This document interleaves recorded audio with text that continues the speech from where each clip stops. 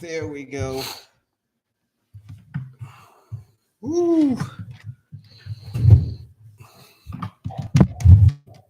Get your stuff together, man. What are you talking about? Get that stuff together. The background, What man. are you talking about? Anyways, that's so. Yeah, you know what is that? What is that? Welcome back. First lady. Welcome back Talk to the first lady. to Hey, yo, forget all that. to another Yo, live let's go. Discussion Holla of back at your boy. Real Talk. O-H. Co-host. I-O. How you been? Man. Is that Buckeyes. Is that mine? No, behind you. Buckeyes, baby. Let's go. It's good. It's good to see you. Let's excited. go. It's good to see you. Buckeyes. You have verses up, or do you have Buckeyes? That's what I got. You up. have the AP polls up. Okay. Yo, let's go. Oh man. You already know what time it is. Jack, you're all discombobulated. What's going on? No, I'm You're ready to all go. discombobulated. What's going on? Did anything eventful over the weekend? Watch the Buckeyes defeat the number one team in the nation, Texas Longhorns. Don't hook them. Don't hook them. Other than that, nothing. Then I saw this trash team called Alabama Roll Tide. They got rolled over. They are trash by a non-ranked team, Florida State. Ooh, man. A non-ranked team. Very Alabama terrible. was ranked 8th, and they got beat by a non-ranked team. We were 3. They put us at 3. What did they rank Florida State after they that? waited- Did they rank Florida State? Listen, they Did they rank Florida State after that? Let me see that. I bet you they did. Yeah. Florida State went to 14, baby, where they should be. That's good. All I'm saying is OH. Anybody out there that's rep, say IO back to me. Holla. You. That's great. That's great. So I had a fantastic weekend, man. That's good. But this weekend is what really counts. Okay. Baltimore Ravens coming to the Big Buffalo.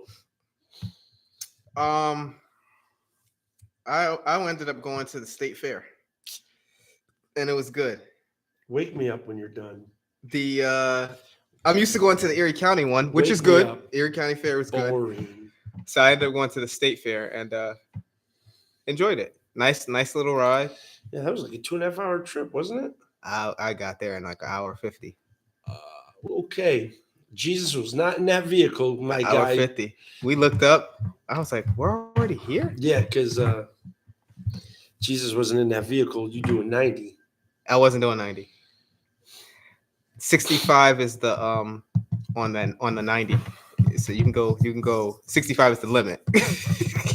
Here we But I go. wasn't doing 90. We create our own laws. Okay. 65 is the speed limit. Yeah, the limit, not the base. It's the limit, the cap. Oh yeah, I don't see it like that. Nah. Wait a minute, Nah, what? nah, You don't nah. see the speed limit that way? That's how you interpret it? Nah, I don't see threshold. I see you got about 10 to play around with. 15, you're getting a My little man said you get got about tricky. you got, What? You got 10 miles per hour to play around with. Dude, there's no way you can even 15, you're doing the Okay, most. first of all, Now, if you get into the city limits, that's different. City who's making these rules? You shouldn't be drivers. We do.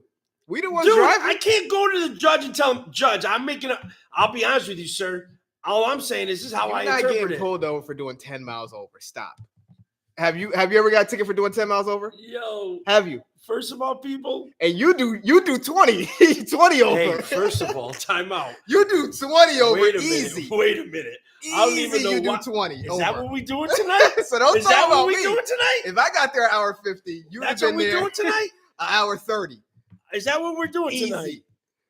You know? We airing out laundry like that. Hey, I can't. Okay. I don't have anything to say all college football season, so I gotta go personal now. Okay, Listen, that's if what that's we do. the case. We go ad hominem, huh? Absolutely. That's what we do. Absolutely. Okay, I gotta. that's You ever good. seen Denzel when he's talking to Jamie Foxx? He said, "I'm leaving here with something.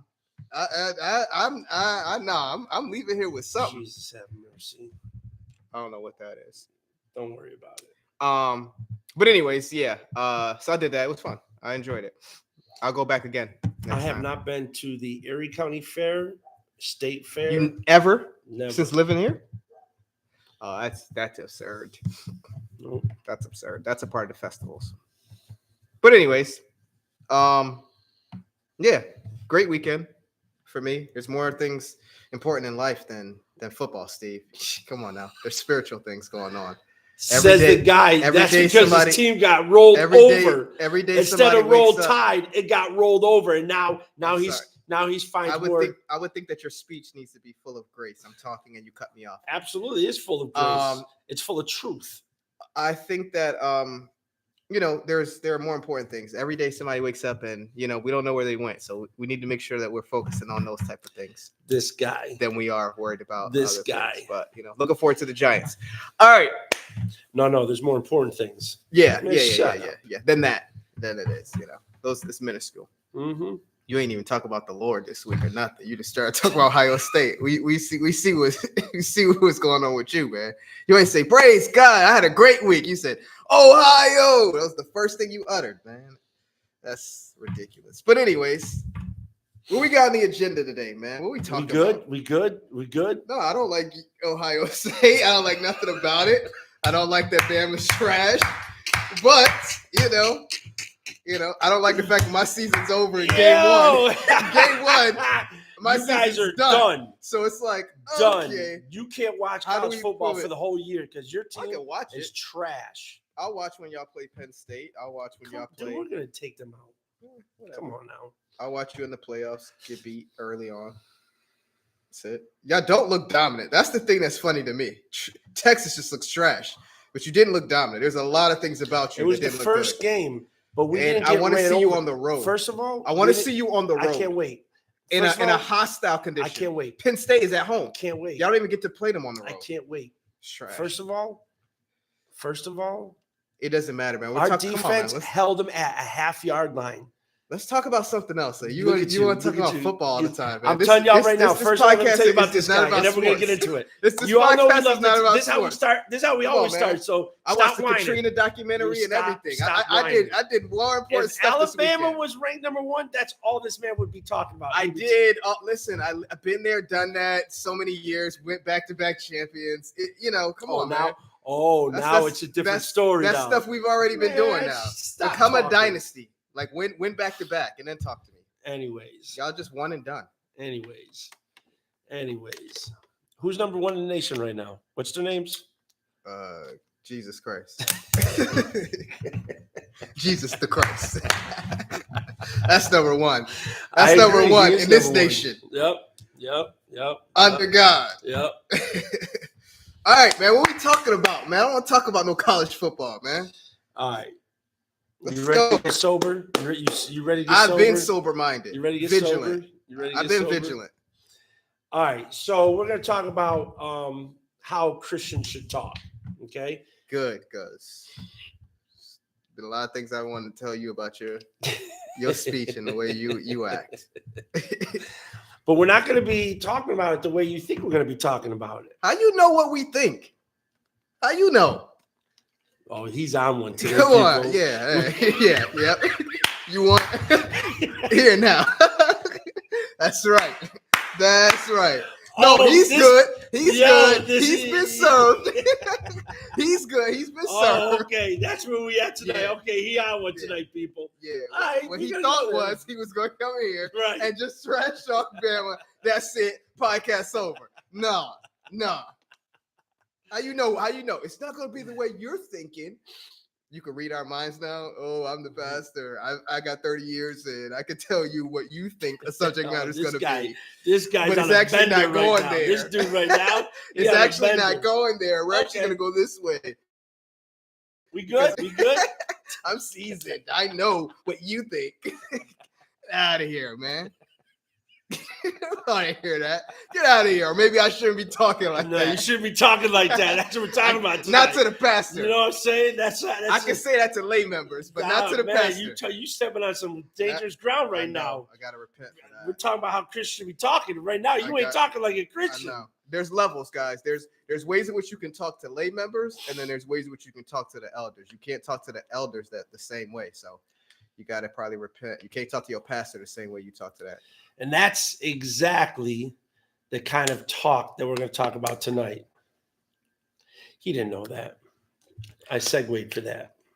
Dude, you ain't that righteous. Shut up. I'm out of here, man. Yo, he told me to share.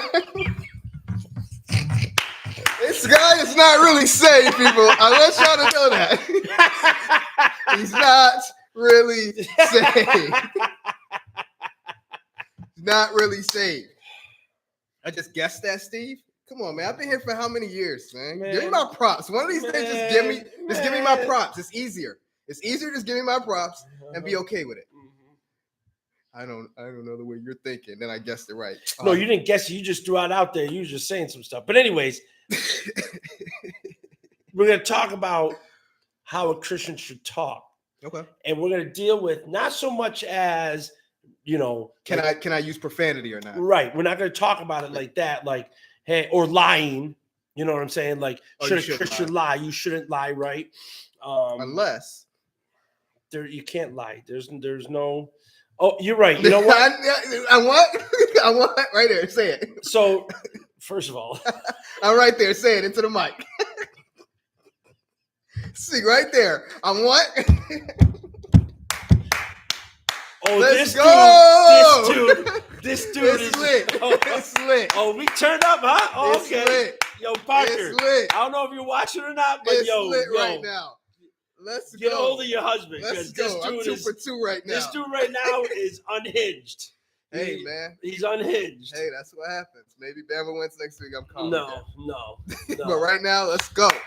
2 for 2, baby. Anyways, we're talking about how the mindset has been created in the church about how Christians should speak. So a scenario that Jack just brought out was, and this is how a lot of people think.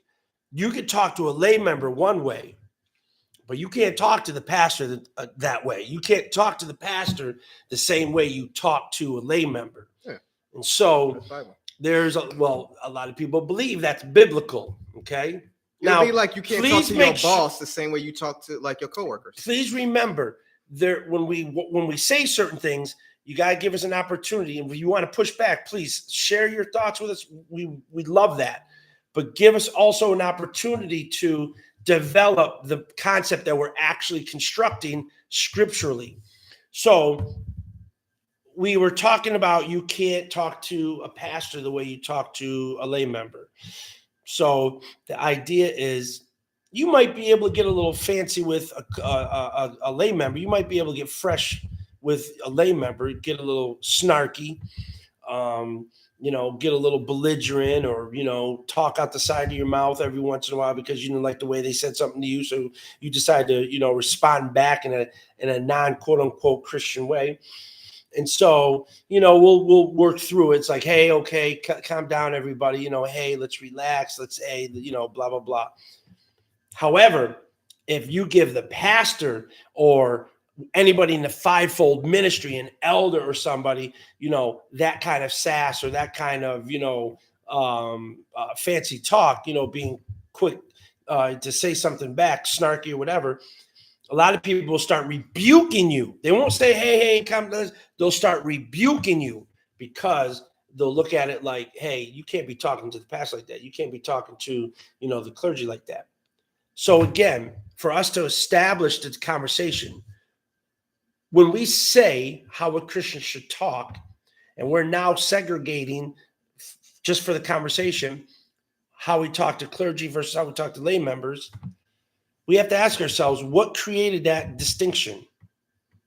Why is there a distinction between how I talk to a lay member versus how I talk to clergy?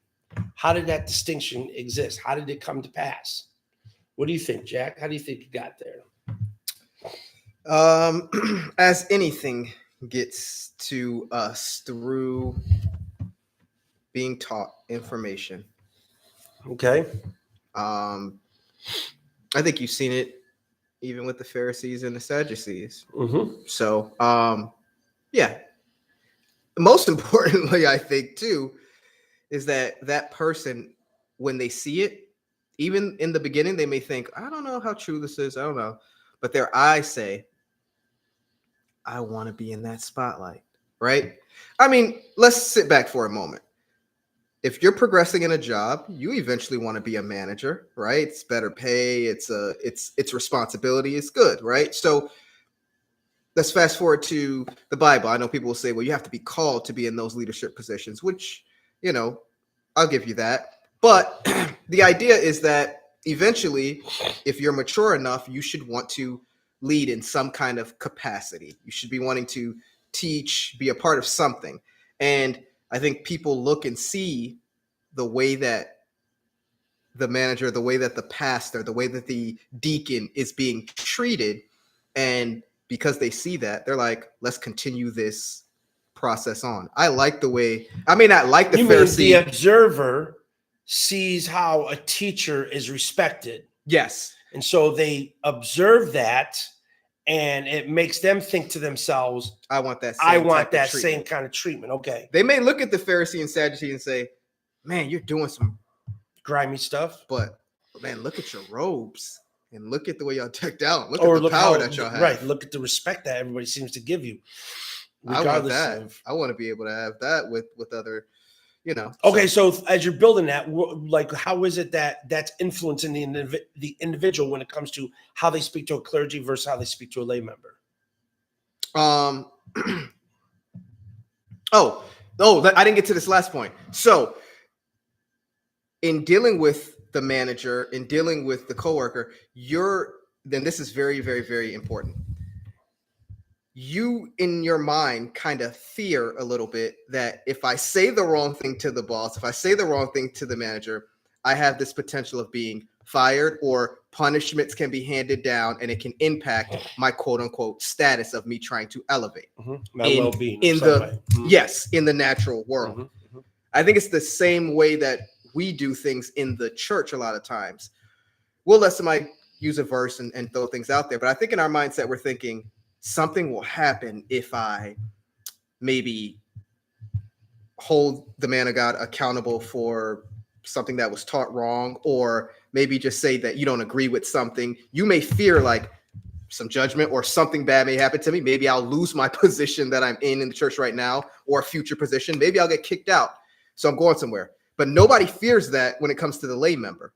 So we create this hierarchy. We do it in business. We do it in anywhere. So now we say, I could talk to you that way. There's nothing wrong with that. There seems to be no repercussion. For the way I talk to a lay member versus clergy. Okay. Yeah. There seems. Yeah, I get it. So in that process, eventually that's what becomes the mindset, right? Yes. That becomes the accepted behavior inside the church. And then we start seeing examples that continue to add the decor to this house we already built. Meaning, we'll do certain things like pastor anniversary. Right, you add on the pageantry on top of that. Exactly. Yeah. So now we see that years and years. Nobody cares about the foundation, the roof looking jacked up. We're like, this is nice inside here.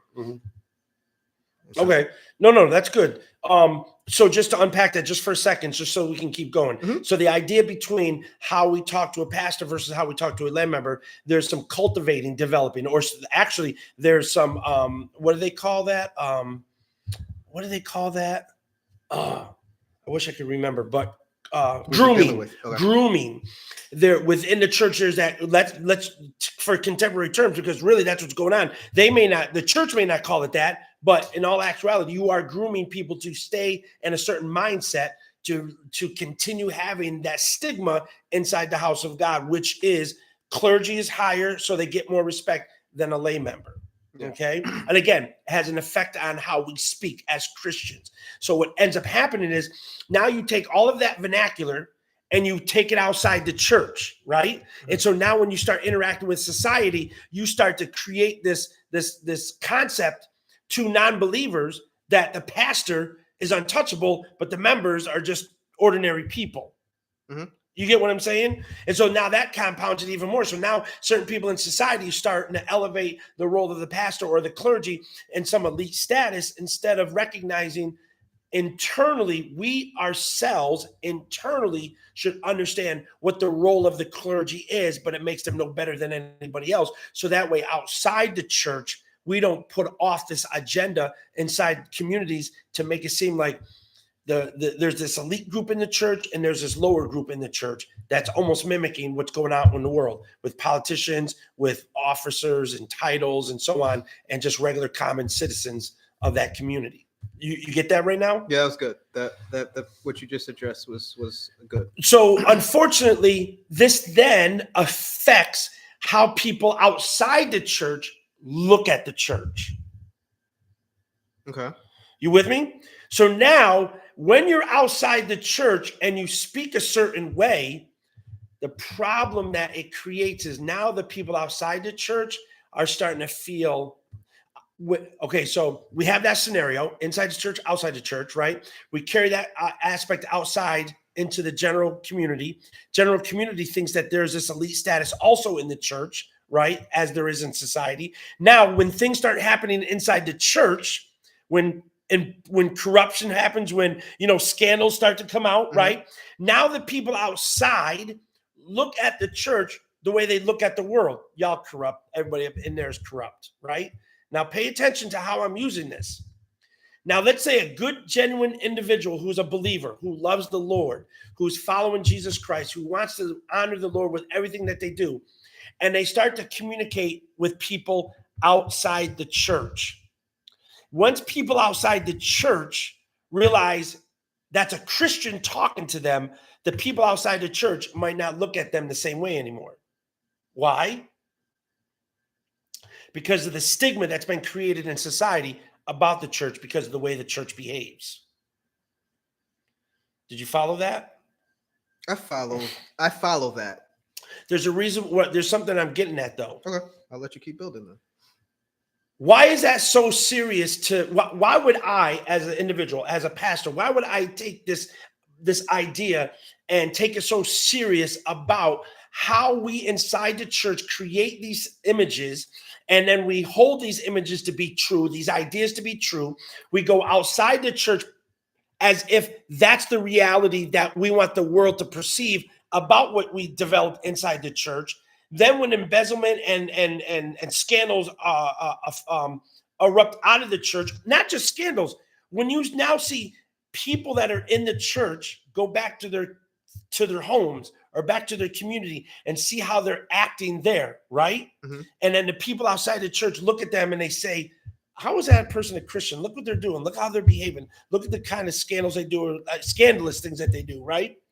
The community, people in the world start looking at the church. They start feeling like the church is, hypocritical, which I could talk to the world and say, you can't use that as a measurement for why you don't go to church because it's hypocritical. Because if that's the case, you wouldn't be able to go anywhere, because everywhere there's hypocrisy. So if that's your leverage for why you don't go to church, because you think people in the church are hypocritical, that cannot be your standard for why you don't go to church. Because if that was your standard for why you don't go to church, you'd have to do that across the board on everything. Correct. So when I'm out in the world and I want to try to reach the world, right? Right. I have to be mindful of how I'm talking, not about swearing and lying and so on, but how I portray Christianity proper to the world.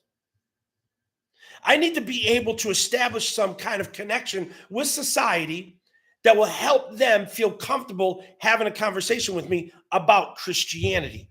How can I do that if I continue to replicate the images that make the world cringe that they see in the church, and I'm replicating that image or that language when I'm around them? Do you see that? I see that. I didn't know this is I don't know if you and your rhetorical as you keep building, or you. No, I'm just like, you can interject. Like, I want you to interject, but that's the picture I'm creating when I talk about how Christians talk. If I'm replicating the same kind of language outside the church that's been created inside the church because of the teachings and the lessons I'm getting, and my mindset is being galvanized by this idea, I'm being groomed by the clergy to make us perceive and believe this is the way Christianity proper should be represented.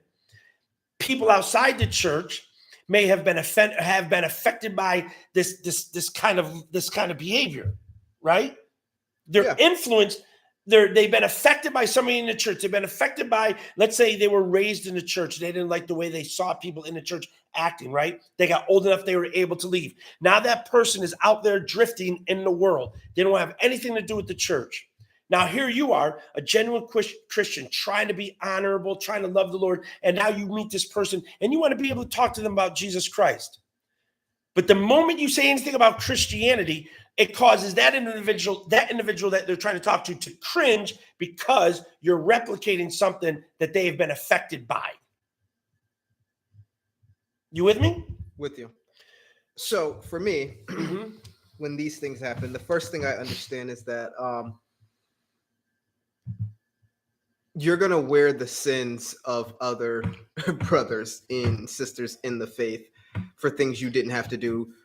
For bearing Stress that again, because that's Christ. extremely, extremely important for this conversation. Say that again. You're going to bear the sins. You will have to bear the sins of your brothers and sisters in the faith for bearing the name of Christ. So as you go witness, as you go to evangelize, whatever things they've done wrong inside the church, outside, you're going to have to wear that as you go and seek the lost. You don't get around that. You understand that. So the first thing I would tell you, have to understand. Yeah, you have to understand that, and you have to accept the fact that whenever there is a proper standard, a proper policy and procedure in place, somebody is going to do it the wrong way. They're going to violate it. And for the organization that you're upholding, right? I'm going business, then going back to spiritual. I get you. You're going to have to still represent that and understand this person is not operating correctly. However, for this standard, I'm still going to tell you, I apologize. I'm sorry for that. Here's how you should have been treated. And we're going to address the standard. Now, I'm going to let you keep cooking. But in that moment, you as the one that's bearing the sins of your brother who you're misrepresented Christianity, you at that moment, while you're dealing with the critic, you cannot judge the critic as if they just want to be rebellious regardless. Correct. You're dealing with something within them. You're dealing with what they are carrying, and that's where you have to bear it. That's where you have to not be offended to be like, man, you don't want to forget you, then you're going to go to hell anyways. You got to bear that. And you have to understand that about the critic, that it's not about you that they're coming against. They're coming against something that they had a bad experience with, and that's when you have to actually bear your brother's sin or your sister's sin. Agreed. And in my mind, you have to understand that lost people come in, like there's different backgrounds that they have. So whether they grew up in the church and they're lost, whether they never touched foot in a church and was lost, whatever it is, the outcome is they're still lost. And when Jesus saw people that was lost, it didn't say that he got angrier and angrier and he just wanted to take their heads off, if you will. It said that he was moved with compassion. So I say that to say, whatever the condition, whatever it is that's causing them to not want to seek God, in my mind, they're lost. This is the way that lost people engage and react. Your mentality has to see, what is it that I can do to plant the seed? What is it that I can do that can water? What is it that I can do that God can ultimately get the increase? So I'm not looking at whether they're going to curse at me. I'm not looking at whether they're going to say a bunch of crazy things towards God. Right. The critic mentality. Yes. I'm not looking at it. I'm looking, because if I did that, all the testimonies that I've heard about people, including the people in the Bible, like I would have wrote Paul off a long time ago. I would have wrote people like, so I wouldn't be able to do that. What I'm looking for though is, what is it that they're saying that is true? What is it that they're saying is false? And where are they emotionally? And if they are at a place where I feel as though I have the opening to say something and address it, then I'm going to make sure that I represent that properly. Okay, stop right there. Can I stop? Can I pause you for a second? Yep. This now is what the whole conversation is about, how Christians should talk. Do you get that now? I get that now. You see what I'm saying? Yeah. It wasn't about how a Christian should talk about not swearing, not lying, not blaspheming, those things, which are necessary Christian duties, right? Mm-hmm. But those are the things that we highlight. A lot of times you don't hear people in the church highlighting this discussion we're having right now. So at this moment, in the example that Jack is bringing out, when he's listening to the critic come against him as a believer, you and I as believers cannot hear the personal behind the critic. You have to hear the factual behind the critic, what they factually are experiencing. They were experiencing somebody who said, that did negative things while they were growing up in the church. That's what you have to hear, because that's where your conversation is going. That's what you have to be able to address. Or if you hear somebody say, man, I watched my dad raise us up in the church. He would be so godly on Sunday, but Monday through Saturday, he raised all kinds of, craziness, right? So, man, don't get that stuff out of here, man. That ain't real. You got to hear the factual behind that. Mm-hmm. Yeah. You can't become so affected and offended because they're coming against Christianity based on the facts that they have of your brother who they met earlier, meaning your Christian brother who they met earlier, who gave them a bad representation that left a bad taste in their mouth of Christianity. Here's where you have to know how to talk as a Christian right here. Don't tell me nothing. Don't tell me nothing. I'm hearing. So now, as Jack was alluding to, he's trying to, in his heart and mind, not get offended, but be like, okay, I got that bit of information. What can I do with that? I got that bit of information. What can I do with that? I'm listening to that bit of information. What can I do with that? And maybe I might be able to diffuse some of their criticism against Christianity, because the brand that they're criticizing is not biblical. Mm-hmm. What they've experienced was not an individual who was practicing or representing biblical Christianity. I'm not saying that the person they met is not a Christian. I'm not going to say that. Right. What I'm going to say, though, is they were not representing biblical Christianity. Okay? Because we all fall short. We all can make mistakes. And there are moments in our times where we have an interaction with individuals that we were not doing our best at that moment. And it's unfortunate. Hopefully, we can be cognizant of that moment and recover by going back and apologizing, setting the situation straight, right? Mm-hmm. But if not, we've also established in that person's mind or her mind why they can be such a critic against Christianity because of the way I interacted with them.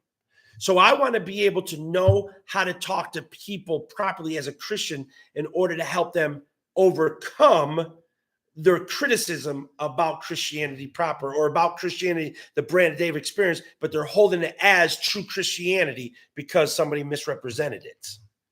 Yeah. And I think to the critical point, when I was talking about like seeing where they're at emotionally, is I'm also listening for the hurt.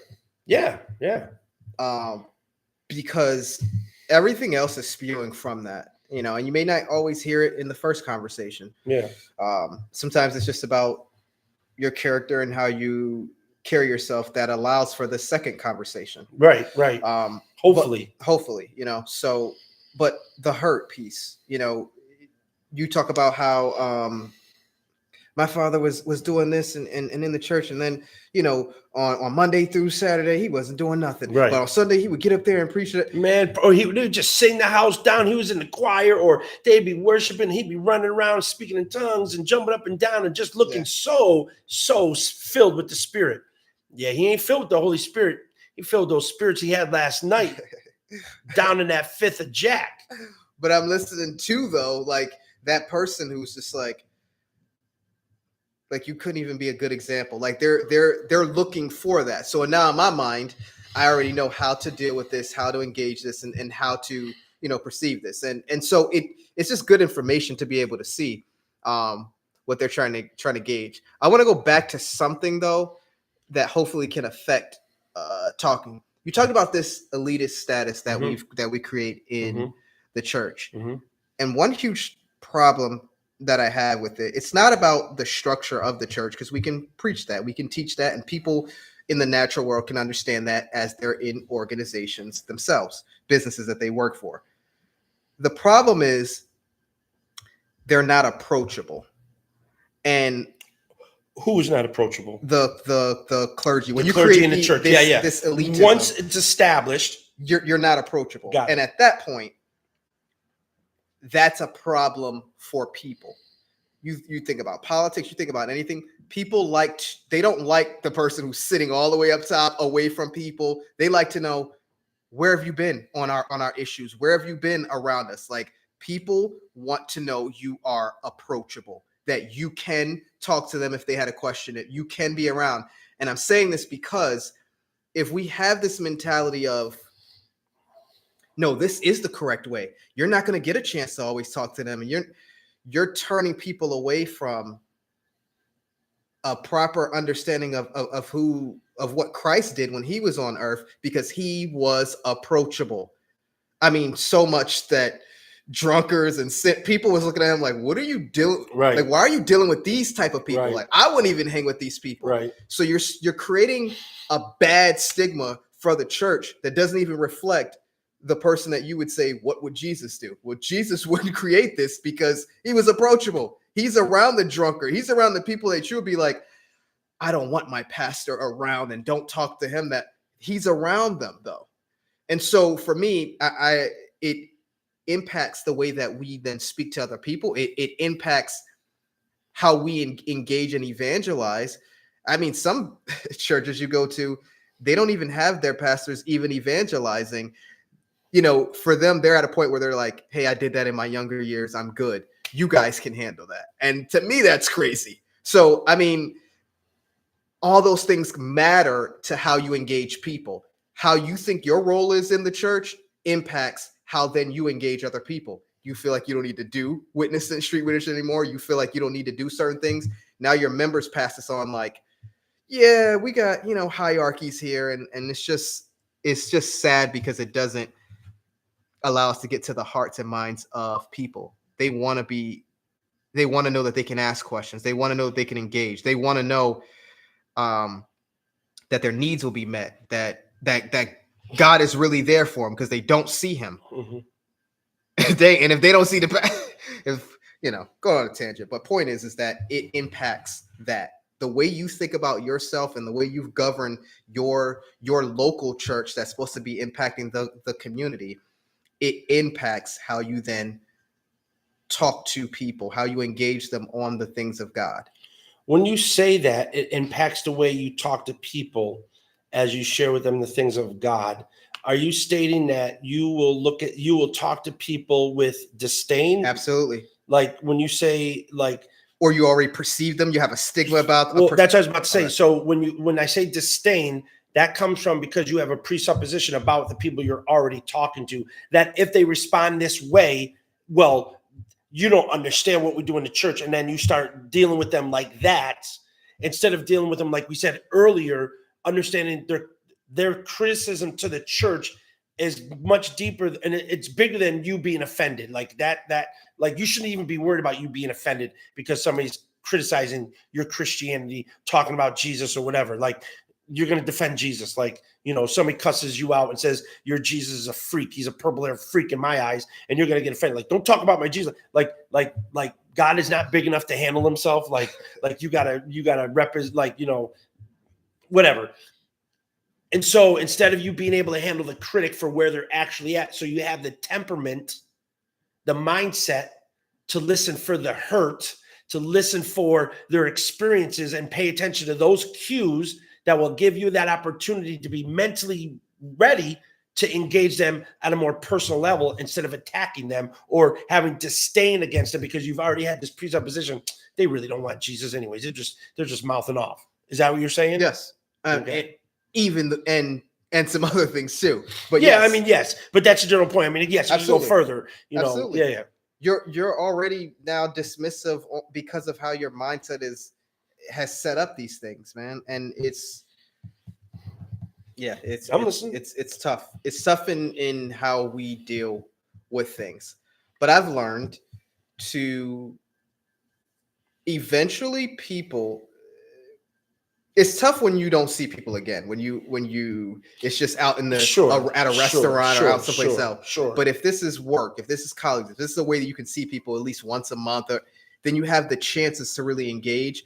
Then you start to recognize that people will start to pay attention to you and your character, and it will allow them to at least say like, oh wow, I'm used to people who are believers saying this, or I'm used to, and then from there you can then have better, conversations. So I'm sorry. No, I'm done. So I want to share with you maybe a way in which you can improve how you talk as a Christian, because that's ultimately what we're talking about. And again, remember, we're not talking about how to talk like a Christian in the sense of I can't swear, or I shouldn't be lying, or I shouldn't be blaspheming. But we're talking about how you talk as a Christian when you deal with critics or you deal with people who are coming against you because you're making it aware to them that you are a believer or that you are a follower of Jesus Christ. You believe in the Holy Bible, you attend church, you're a Christian, blah, blah, blah. And then how they react to that. What do you say after that when they react with their criticism and being a critic? So I want to give you maybe a tip on how to improve your engagement with people. So as a professional, I go into my job, any job that I start or any job that I've been in, I've never gone in and just spoke highly and loudly about me being a pastor. I never do that. Good. I do not introduce myself as Pastor Steve. Good job. It's the expectation. Stop. I never try to tell people that I run a church, I lead a church, I'm a reverend, I'm an ordained minister. Blah. I don't lead with any of that. I don't even. I cringe even wanting to share that. Not because I'm offended. Not because I don't want to let my quote unquote light shine. Not because I am embarrassed. No, it's because I know how people think. And because I know how people think, I have to use wisdom on how I approach people. I have to use wisdom on how I can set myself up in a better way to have good conversations that will become meaningful. And so if I, in a stealthy way, just show up for work consistently, show up for work honestly, maintain diligence, they see my timeliness. They see I'm fair with everybody. They see that I'm consistent with how I treat individuals, all individuals of all different levels, all different colors, backgrounds, whatever. They see me with everybody the same, never knowing that I'm a pastor. And then they see me, even at times when I may have gotten out of character and I go back and I apologize, say, listen, I shouldn't have said that, or I shouldn't have done that. I shouldn't have raised my voice. I shouldn't have gotten angry the way I did. And I apologize. And they see all that, right? Now, somehow, somewhere along the line, somebody finds out I'm a pastor. Not because I said it, but because somebody may have found out. They may have saw me on, one of our Facebook posts, or they may have, run into somebody that does know that I'm a pastor, and they share with them and they have conversation. Now that they find out I'm a pastor, what I've done in that moment, is I've created an opportunity for them to see me as a person. And now that they find out afterwards that I'm a Christian, I'm able to help them rethink their criticism about my brother in the Lord, who they may have experienced before, that did a terrible job representing Christianity, right? Mm-hmm. And I'm able to have this opportunity to where I'm able now to talk to them, and I am credible. I'm credible when I speak to them. They respect me when I speak to them. They may still not be a believer, but I've removed the defensiveness that they have towards people who call themselves Christians, because people came off shooting from the hip that they're a Christian. Oh, I don't do that. I'm a Christian. You can't be saying that stuff around me. And because I'm a Christian or a preacher, come in. Hey, I'm a man of God. You need to talk to me respectfully. Don't come with all that nonsense and da-da. No, listen, I can be in a group setting where people are using the most foulest of language, and it doesn't affect me. It doesn't offend me. I feel sorry for them because I know it could be a better way. They don't have to be this way. Or they're talking about what they're doing over here and over there, what they do after work, and they're talking about all this, that, and the other.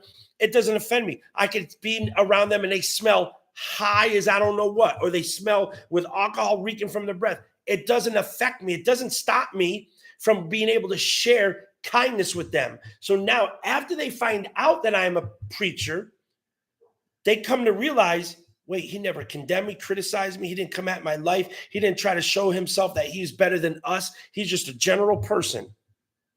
Now I've removed their defensiveness, and I'm able to now have a conversation that if something came up in a discussion about God, I can now break bread with them. I might be able to just simply say, why do you feel that way about God? And it may not have been me starting the conversation. They're in the conversation like, man, I don't know why they talk about that God stuff.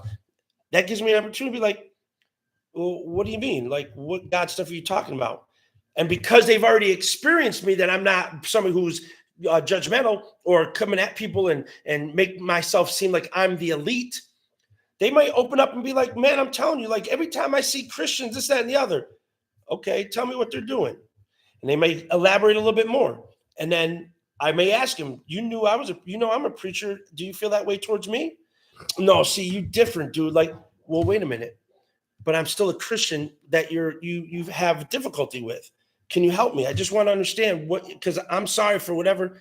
Now I have a conversation. Notice how this conversation is now going further. Where before, if I would come off as a preacher, like, man, don't talk to me that way. I'm a preacher, you can't. And then I'd be like, hey, y'all want to come to church? Man, if you don't get your beep, beep, beep, beep, beep, right? Not even giving me a moment. But now here I am, simply having just a small, very small conversation, like you said earlier, where you could be just planting the seed or watering the seed or massaging what God has already started with that person. And now that he's brought this person in front of you to help coach this person along. And you may not bring them to the point of conversion where God gets the increase, but you're helping them with the process. And then you never see that person again. We don't know what God's doing with that person. But there will be a witness in that person's heart that they did meet somebody genuine. Yeah. That was honest with them, who was compassionate towards them. This is what I'm talking about with how Christians should be talking or how Christians should speak. Because now, after I've lived my life in front of them, shared laughs with them, sat down and ate with them, worked on projects together with them, been out in the open, whatever, and they still see the same Steve Foreman. I'm the same way with everybody. They see, because I'm a regional executive chef, because I'm the leader in the kitchen, they see me talking to the dishwasher the same way that I talk to a general manager, the same way. Doesn't mean I can talk about logistical things with a dishwasher. Right. I can't talk about analytics and, initiatives, but I talk to that person like they are a true person, a human being, an individual. So I talk to the dishwasher the same way I talk to the general manager. Just like in the church, a lay member should talk to a lay member the same way they talk to a pastor, the same way. Again, a lay member may not be able to break the scriptures down like the pastor, but the pastor should not get any more kindness or different treatment than a lay member. Just like my dishwasher doesn't get any different treatment than I give the general manager. They both get the same treatment. I understand, though, there are going to be levels of how far I can go into a conversation with them, but how I treat them is going to be the same. How I talk to them, I have a general, honest, truthful conversation with people. And I'm not bringing out this facade as if I'm more righteous than them. I'm not.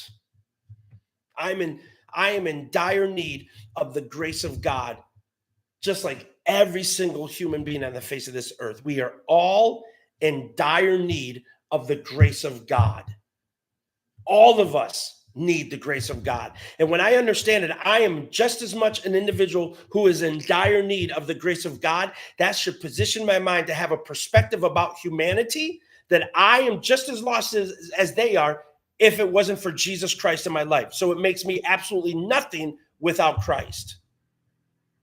And I'm still nothing without Christ, but I have now his righteousness that brings me up out of my guilt and out of my unrighteousness, that I can now enjoy the favor of God in my life that I don't deserve, that nobody deserves. Amen. Do you get what I'm saying here? Do y'all get what I'm saying? Like how a Christian should talk? This is powerful. Like this is the kind of development true Christians should be having when it comes to their spiritual growth, understanding the interactions with humanity. On Sunday, I mentioned, what the real joy to me is about Christianity. And the real joy to me of Christianity is the duties that God reveals to me that I should be having with humanity, and its significant impact on what it can do on the human heart that's made in the image and likeness of God. Don't you know that these duties are designed creatively and uniquely to do its job if we would commit ourselves to these duties? What are you laughing about? Nothing. What are you laughing about? What are these duties, man? What are these duties? I'm talking about the Christian virtues, the duties, that we live out. Don't you know that the human spirit, because of the way it's been created in the image and likeness of God and how God designed it, he understands what the Christian virtue can do to the human spirit. But we reject doing it because we get personal about our life and we get personal about how we do things, and we don't extend ourselves as far as we should in carrying out our Christian duties because we become personal. We get selfish. But these duties are designed because they can have an impact on the human heart. Do you really think that Jesus was saying, when he says, bless those that persecute you, like he didn't understand the implications of what it feels like to be persecuted and what the reaction typically would be? But to bless somebody who has persecuted you, he understands the power behind that. That isn't just for us to say, I did a good job, I didn't take that person's head off. It wasn't for that. It's the duty that Christian duty, what impact it can have on the human heart. Live out the virtues, man. Find that inner passion to want to do these things, man. We want joy to be some kind of wrapped up bow blessing. Like we want a red bow and a blessing, and that's the excitement. Man, I'm excited to learn about the things of God and how I can interact, the interactions with humanity. The social interactions with humanity. That is excitement. Now, it's not always exciting because of what people can do to you and how they mistreat you but that interaction, how you can perform in that moment. And yes, it grieves your soul how people are behaving towards you. And yes, you do want to fly somebody's head, but you understand that is not the will of God.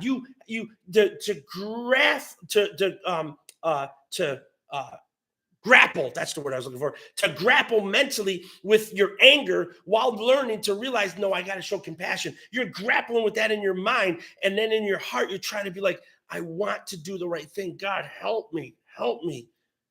That right there, my friend, man, that is what Christianity is about. It's not about out here being blessed richly with the favor of God. And those things are to sustain you so you can do the will of God. You get what I'm saying? Yeah. It's not so that you could ride around talking about, I'm blessed. It's so it can sustain you to keep grappling with yourself to show the love of God to others. And they shall know that you are Christians, what? By your Mercedes? Exactly. By your mansion? Right? Exactly. By your fat paycheck? Exactly. No, that's what Jesus said. They shall know that you are my disciples by the paycheck you get every week, how blessed you are. No, they shall know that you are Christians, or they shall know that you are my disciples by the love that you show one towards another.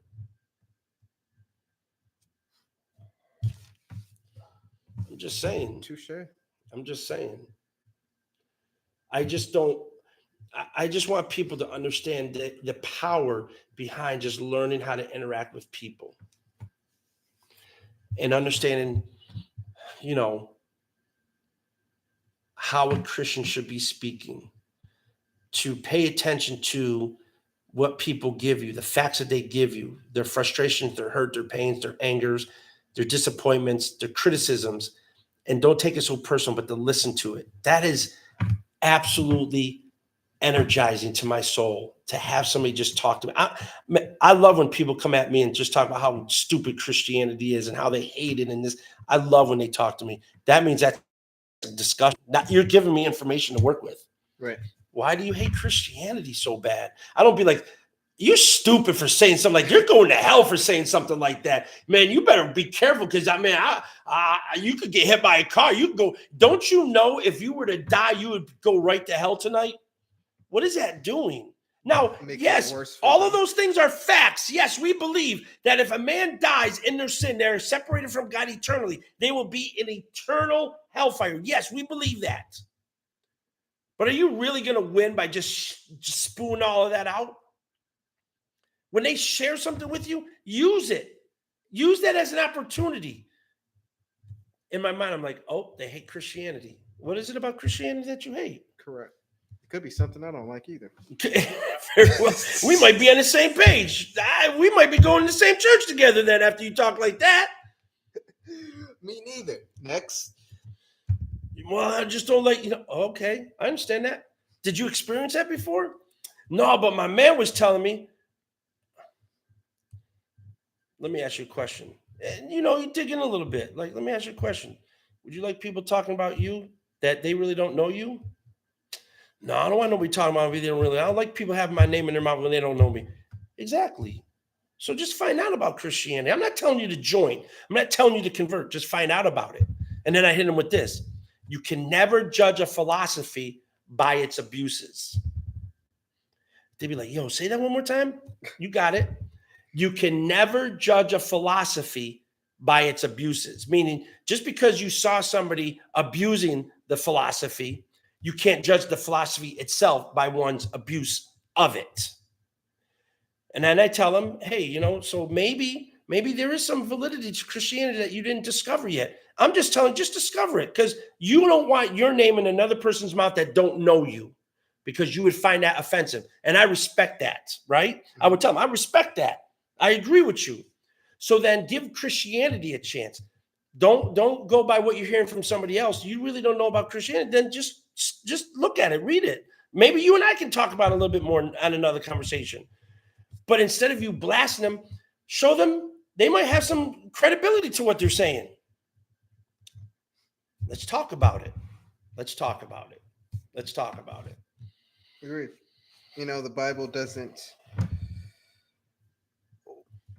Once the church is established, it doesn't really give examples too much of how conversations look, right? You just see things in the beginning when Christianity was just forming and the gospel message was being preached, and then many people got added in, right? So a lot of people take the revival type of method or events like that to say like this is how you win people right? Not understanding kind of the time frame of what's going on and why there's so many new people coming in. But once the church gets established and he's talking to them how to in the epistles of how to deal with each other, though, the concepts of what they're dealing with still applies to humanity.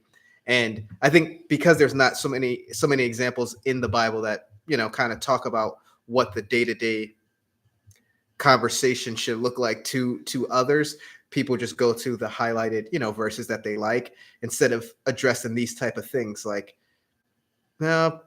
being honest, being able to listen, being able to engage people back and forth. We don't like the long haul of seeing somebody getting saved. Like we like the instant, right? Hey, no, day of Pentecost. Hey, no, this, boom. And I think that causes issues at times. Not being able to understand the Bible in its proper context at certain times causes issues. So now when you're bringing up this type of thing, because what you're bringing up is you're going to build. This is going to take some time. People are like, whoa, time. I'm seeing verses. They preach the word of God and thousands got added in. So they don't understand like the concept of building. This seems too slow to them. Right. Wait, I'm hitting the track. I'm keep moving. They don't want to hear it, So I just think that type of mindset is not really understanding what it looks like to work with somebody, what it looks like to build with someone. It's a situation that you're just waiting like what's his name that would do a Billy Graham. These aren't like Billy Graham moments here where you just come down to the altar, hear the message, and boom, they come in. Not knocking that. It's great for its time and situation. Right. But like that day-to-day grind, man. Every day you're at work, you're with a family member, and you're just like, those are opportunities that you're just waiting for something Like you're waiting for the Hail Mary big shot play. Just take the 4 or 5 yards, man. So something to think about. Day-to-day grind. We don't see it much in the church. We just want the instant gratification. Well, we hope that you guys enjoyed today's discussion. I hope you understood now what I meant by saying how a Christian should talk. That's what we dealt with. So go back and listen to it again. You know what I'm saying? Just kind of like piece together some of the concepts we were talking about. Take the example I gave, try it for yourself. You know, maybe you'll be able to, start winning conversations with people, not winning the person themselves. That's not up to us. It's not up to me to save people, but it is up to me on how I represent Christianity proper. That is my responsibility. An ambassador is to represent properly. Okay. So we want to make sure that we're doing our job as far as representing properly. The increase belongs to God. He gets the glory. His name will be honored in the winning of souls and converting people to the saving grace of Jesus Christ. But our job, we should be constantly working towards how do I improve my skill set and being an ambassador, how to represent the kingdom of God properly, and then how should I talk to others? Amen. So if you enjoyed this discussion, make sure you click the like button here on YouTube. And if you're watching on Facebook, make sure you go over to the Righteous Unity YouTube channel, UNITEE. Make sure you subscribe to the channel. Make sure you share the video that you're watching with other people. Make sure they can come over and subscribe to the channel. So great discussions, great conversation. If there's any pushback, leave it in the comment section. Ask your questions. And then if there's a topic you want to discuss one of these days, hit us up in our social media platforms. And one of these days, you'll see one of our live discussions be one of the topics that you talked about. So Absolutely. We see you back here next week, 7:45 p.m. God bless. God bless y'all. Take care.